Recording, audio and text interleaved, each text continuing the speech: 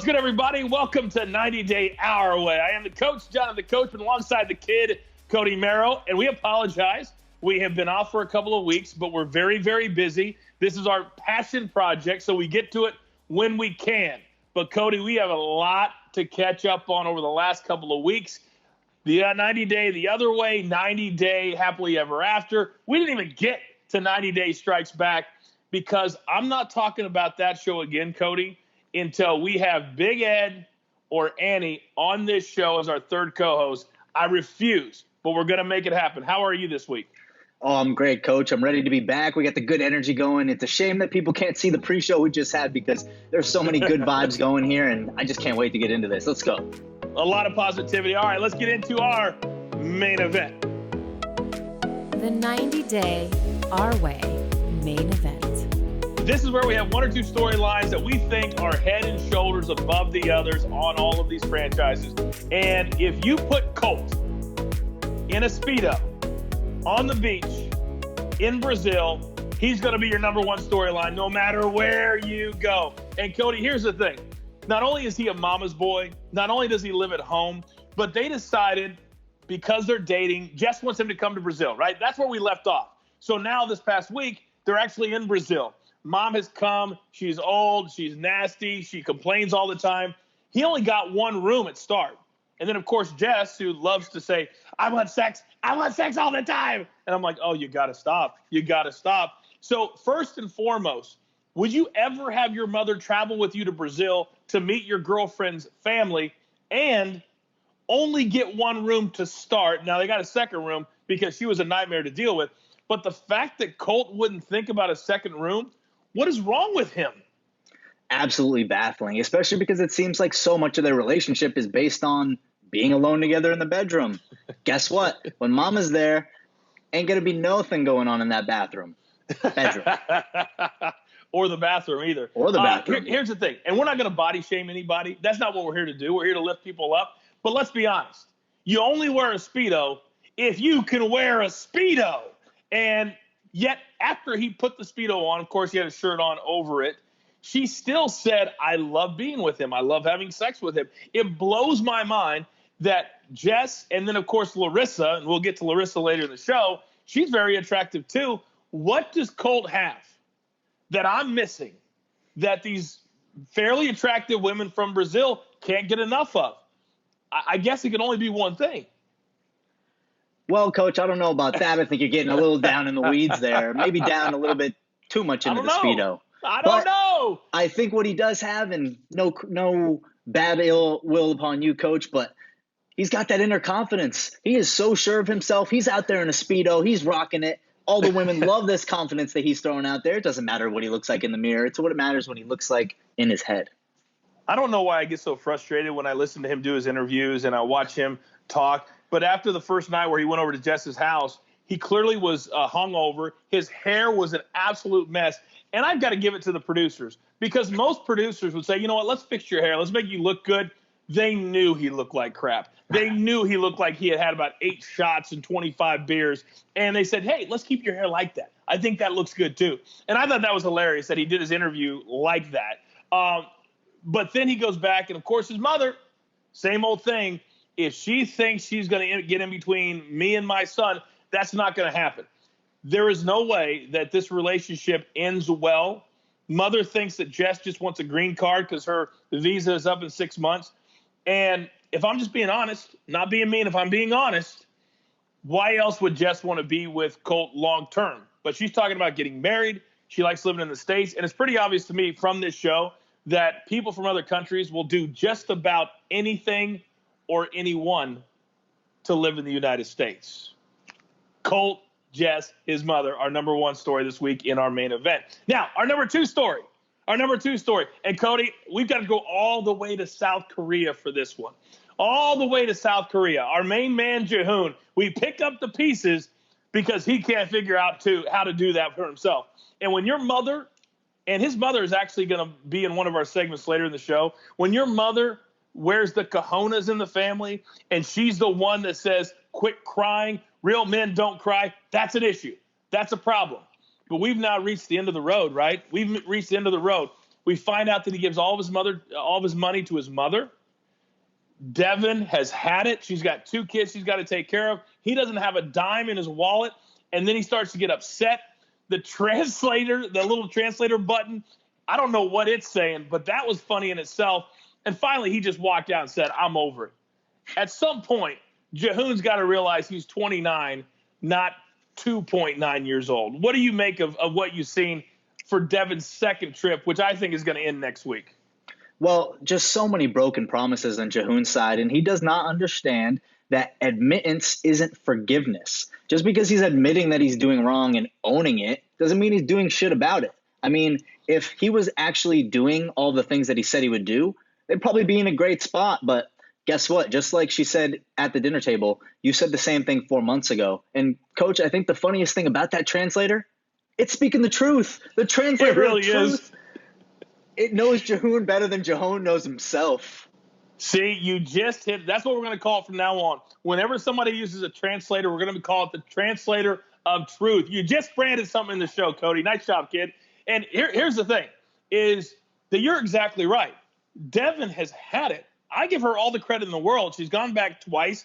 She's given him every single step. It still blows my mind because the same with Kalani and Asuela. How do these women have these children with these immature children themselves? I don't get it. I don't get it. And Devin's mother, she's had it. I mean, a day or two, that apartment, they weren't having that. And so at this point, do you see this relationship moving past next week, or is Deaven going to raise these kids on her own? So if I was being logical, I would say no, but they haven't shown me that there's much logic in their relationship. So I think they're going to be together, and maybe 4 months down the line, Jihoon's going to say, I'm just going to waste all this money like the translator said. I tell you what, every time that he says, I'm so sorry, I'm so sorry, I'm so sorry, she's had it. She's over it. She's like, stop apologizing and grow up, be a man.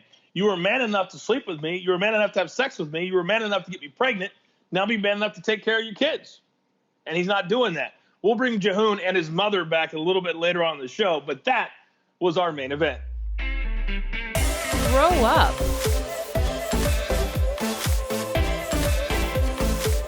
Grow up.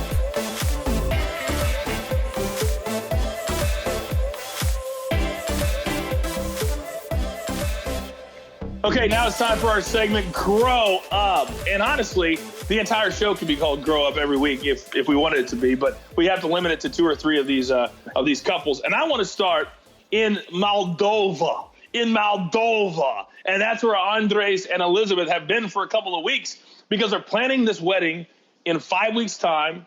Elizabeth's dad has agreed to pay for it. So where we picked it up on this week's episode, they've been there for a little bit. Her dad shows up. Her brother shows up. Now, here's the thing. Andres, since coming over to Moldova, Cody, he's become this chauvinist pig like nothing I've ever seen before. But you realize in their culture, the men wear the pants and the women just go along with it. And the women actually say out loud, out of their mouths, that's a man's job.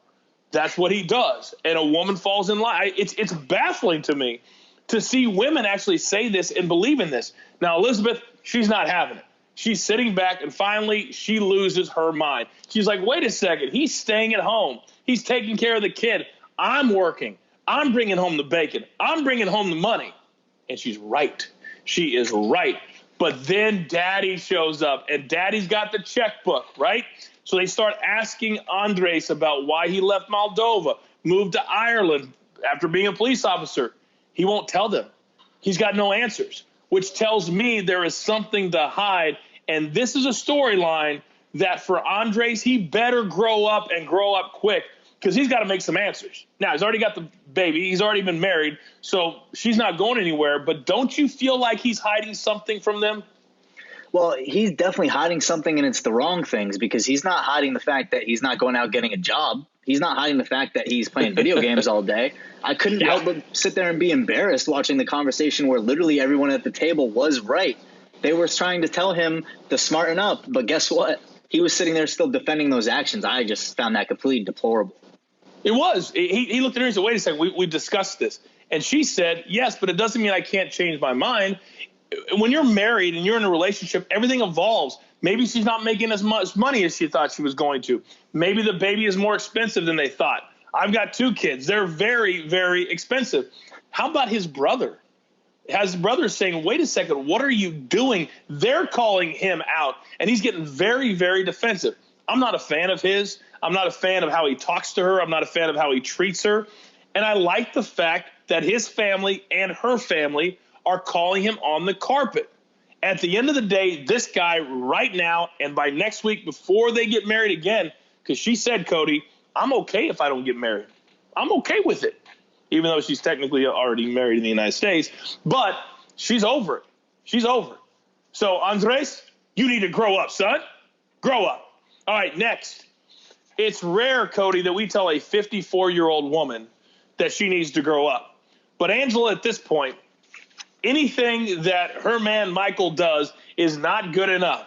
She goes back to Nigeria, leaves her mother, who in all likelihood probably will die before she gets back, but she sheds enough tears for us to believe that it's really affecting her. Just don't go. Just wait. So she gets over there, and Michael says, listen, I want to talk to some people. I want to kind of ease the tension, ease your mind. And ends up being 3 women, 3 females.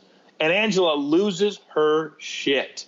She doesn't even sit to listen to him. She walks up and does her Angela thing. But she's holding a big secret, Cody. She may have cancer. And yet they still live in this almost world of that she can have a child at 54 years of age. Stop it. Just stop it. And she's either going to wrap her head around the fact that he's going to have other wives that can have kids, or they're never going to make it down the aisle. Your thoughts? I mean, I just think, as you said, she did the typical Angela thing, which is, I'm not a psychologist, but there's something to be said for her overtly positive attitude with so many negative things that she's not dealing with. She's essentially running away from the fact that she's not going to see her mother pass away. She hasn't told anybody, Michael, the person she's supposed to marry, that she has cancer. I mean, what are you doing? There's a reason that she's going to get to a point where she's going to blow up. It's going to end up terrible and way worse than it actually could have been if she was just honest and upfront. You know what I found kind of funny, though, is when they were going to the market to get food to entertain and to cook, and there was the head of the goat or the head of the animal, and she literally almost threw up in the car several minutes later. Can you imagine how disgusting that must have been for her to not throw up for minutes after? Holy Christ. That was one of the most disgusting farmers markets I've ever seen. And I keep going back, especially since we started doing the show, trying to figure out why these Americans want to embrace these cultures that are third world, that are so far behind where they live right now. Are they that desperate to have a partner that they would go through that? And with Angela, I say yes. I think she is. And there is no question she needs to grow up. I think next week that relationship ends as well. Now, our final couple in Grow Up, and this is on both sides of the fence. Our main man, Tim, who somehow got caught cheating when his beautiful girlfriend from Colombia, and let's be honest, she's hot. So a couple of years ago, she was going to move back over here. They met in the United States, live with him for 6 months, get married. She comes to visit. She says something was off. I found out he was cheating through his social media. They don't get into detail. And I'm like, are you that dumb that you put stuff on social media with the chick that you cheated on her with? Are you that stupid?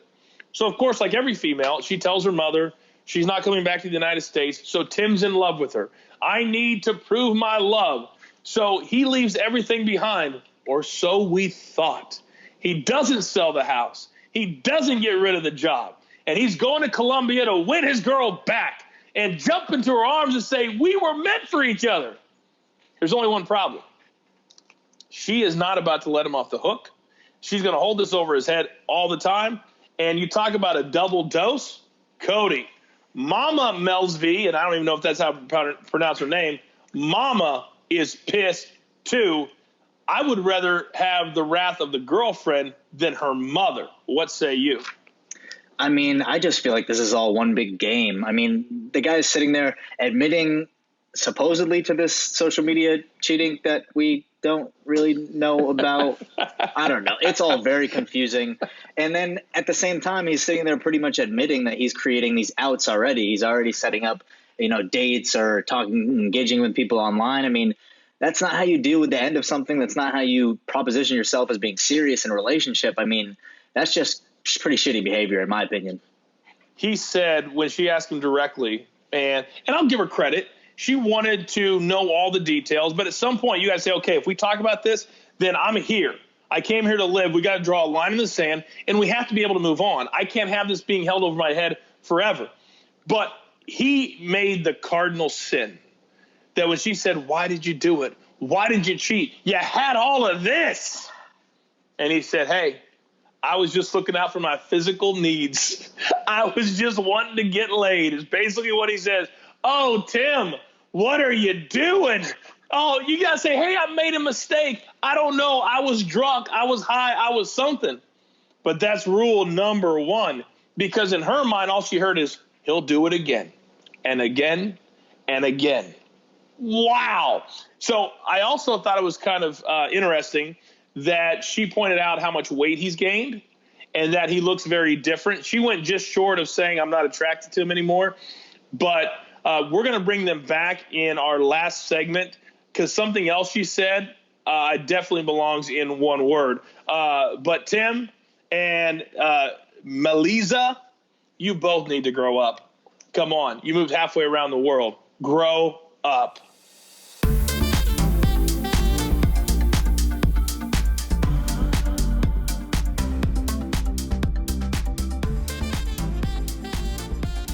Okay, it's that time of the show where we find a couple of different things in one of these franchises that we kind of have to rewind and go, say what? Now, Kehlani and Asuela, it literally, when we watch them on the show, it's like an adult and she's got 3 children. She's got 2 kids with Asuela and he acts like a child.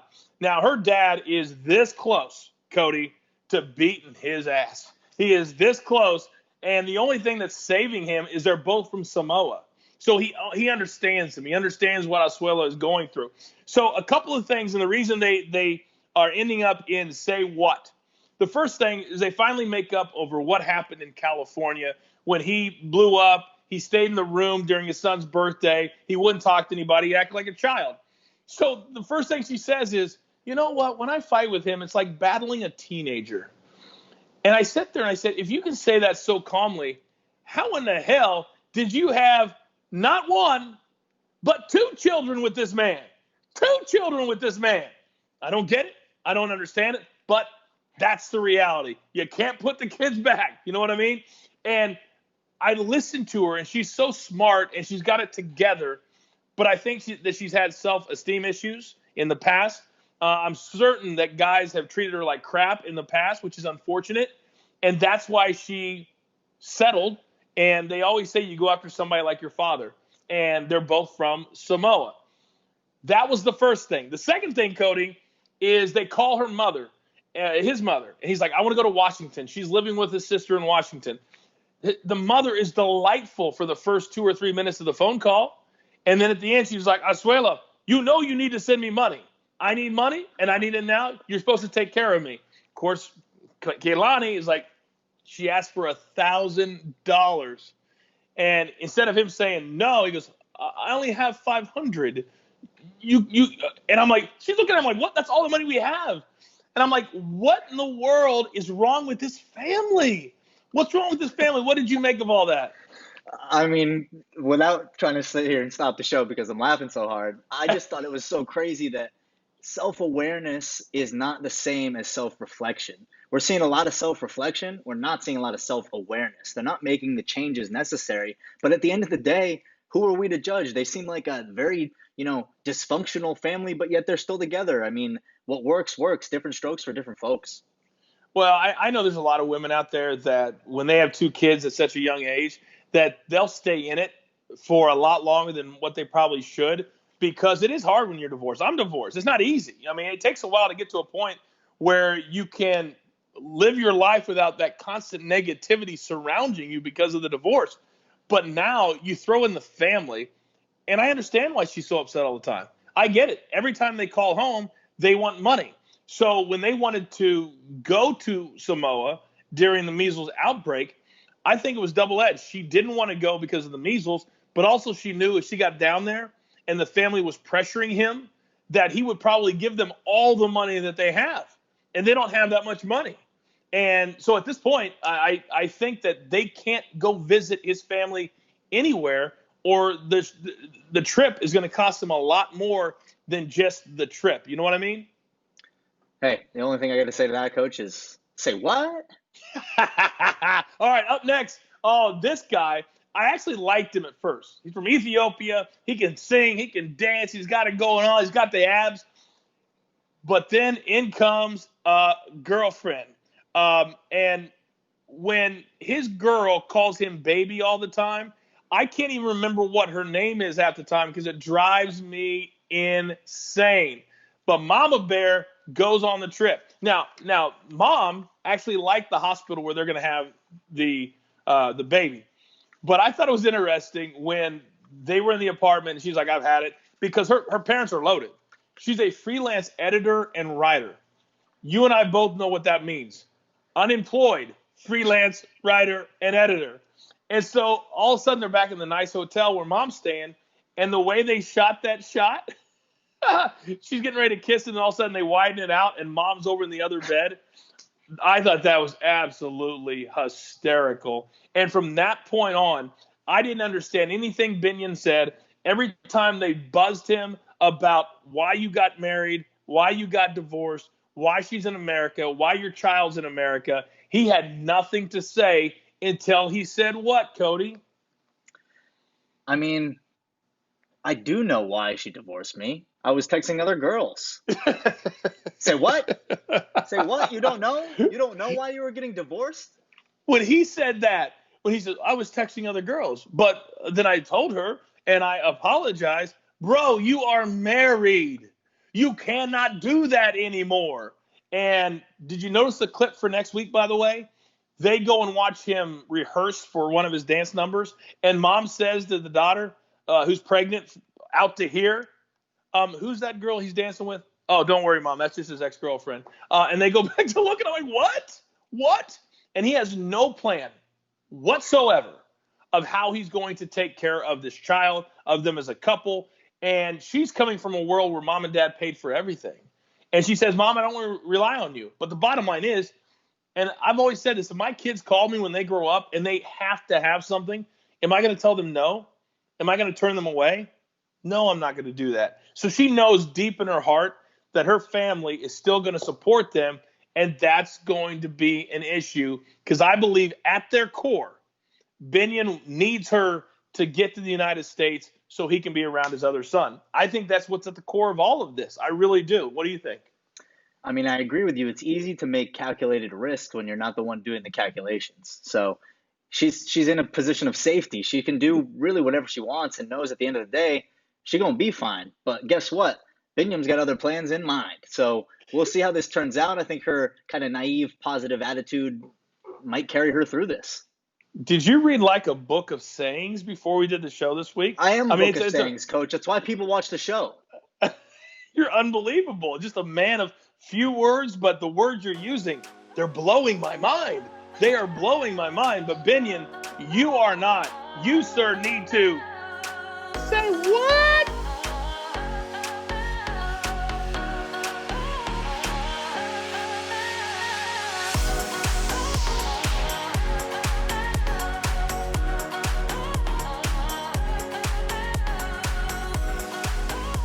Okay, it's that time of the show that we love so much, our favorite segment called One Word, where you give me a scenario, and I'm going to give you one word for what I think of said scenario. So, Cody, what's number one? Coach, I can't even get into describing this, so I'm just going to lay it out real short for you.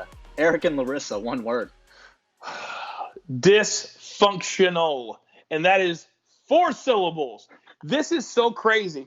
I wish that Larissa and Eric had their own show before Colt ever even existed, because this guy is such a dirty dog that he invites her to come live with him because the girl she's living with kicks her out when she finds out that Larissa is back with Eric. That's how much of a dirty dog Eric is. And so by the end of that particular episode, she looks through Eric's phone, and how she does this, I don't know. Does she know his code? Does she have his fingerprint in the middle of his sleep? I don't know. But then she calls this girl, some rando, and the random girl tells her all this dirt that Eric's been saying recently, just derogatory, nasty stuff. This is a bad guy.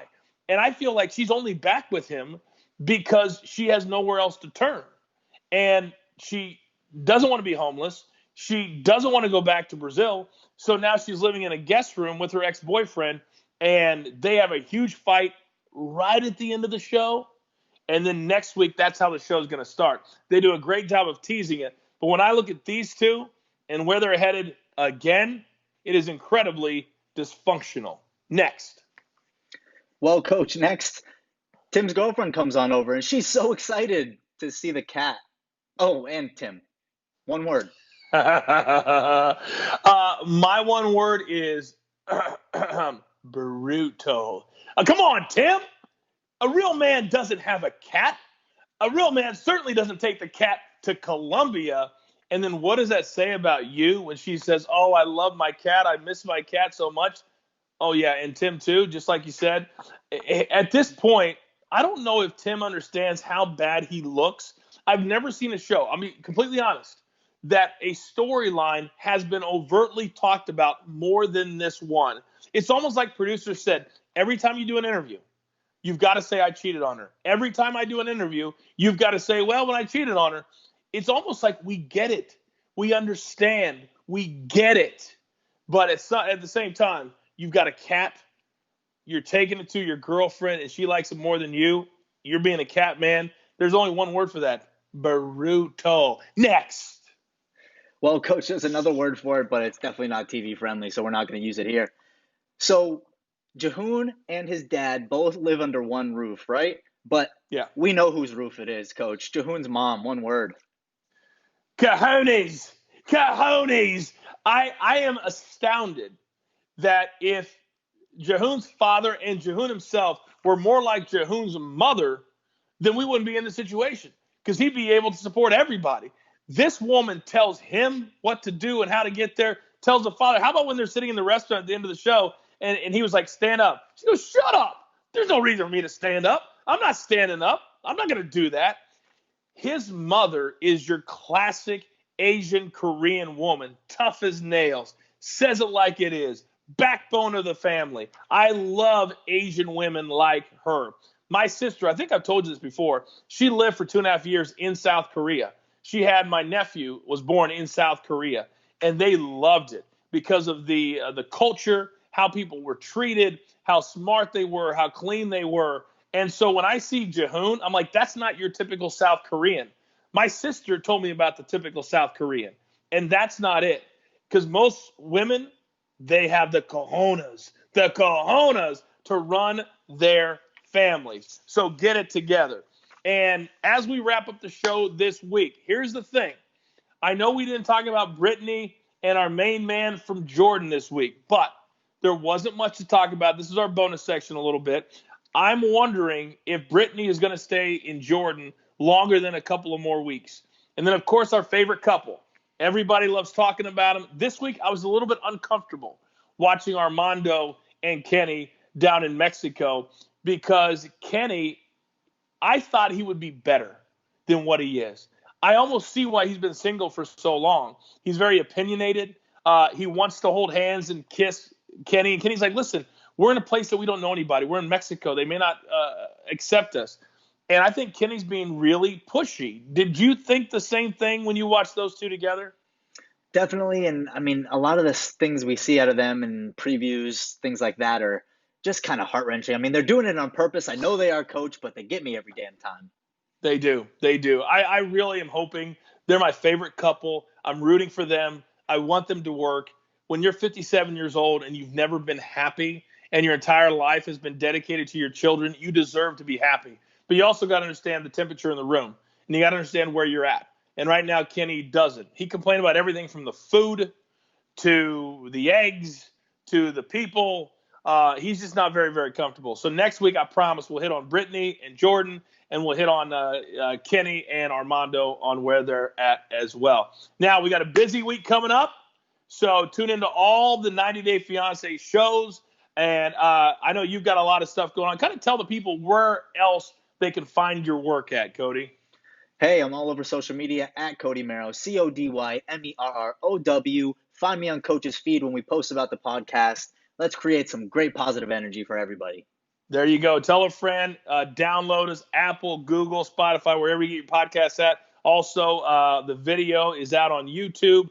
Usually on Wednesday nights, we'll tweet about that as well. And also, we've got a lot of golf content coming up as well, so you can support us there as well as we try to grow everything under this umbrella, and this 90-day our way is a big part of that. All right, that's going to do it for us. Officially 30 minutes on the dot for the kid, Cody Merrow. I'm the coach.